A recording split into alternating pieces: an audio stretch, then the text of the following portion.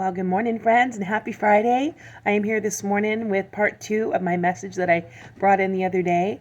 This one's going to probably not be in the shorts because it'll be a little bit longer. But for those of you that were listening and enjoyed the message on perseverance and building in the time of resistance or opposition, this is part 2 of that with a little more depth. One of my friends sent me a little video. I was sitting on the coast yesterday, and when I did, I had done this painting, and I told her I didn't have the message yet to put in it. Like I was going to put a scripture or a saying or a quote, and I was just praying about it still. And this morning I got it. So it's keep at it, kind of like don't quit, right? Like the whole Nike thing, but keep at it. And then the message is really lifted up out of my meditation in Nehemiah 4, starting like 1 to 8ish, 6 to 7, 8ish.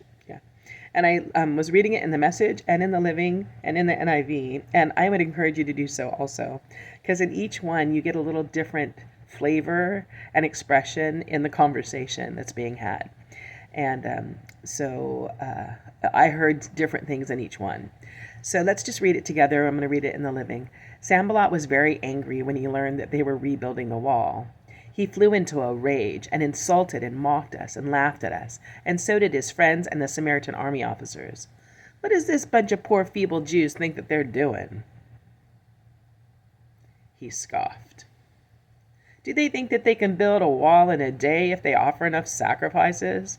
And look at those charred stones that they're pulling up out of the rubbish and using again. Tobiah, who was standing beside him, remarked, if even a fox walked along the top of their wall, it would collapse.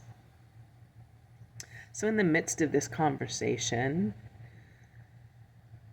overhearing how someone's talking about you, or maybe even hearing when they didn't know you were hearing, as in behind your back, well, how does Nehemiah respond? Let's watch, because as a man of God, he's going to show us something. And I might not be able to get through all of this message today, but we're going to get to a nice stopping place where it'll be a great place for you to think about it more. How does Nehemiah respond to the anger, the rage, the insulting, the mocking, the condescending, the demeaning, the open disrespect, to the attack on his identity and his purpose?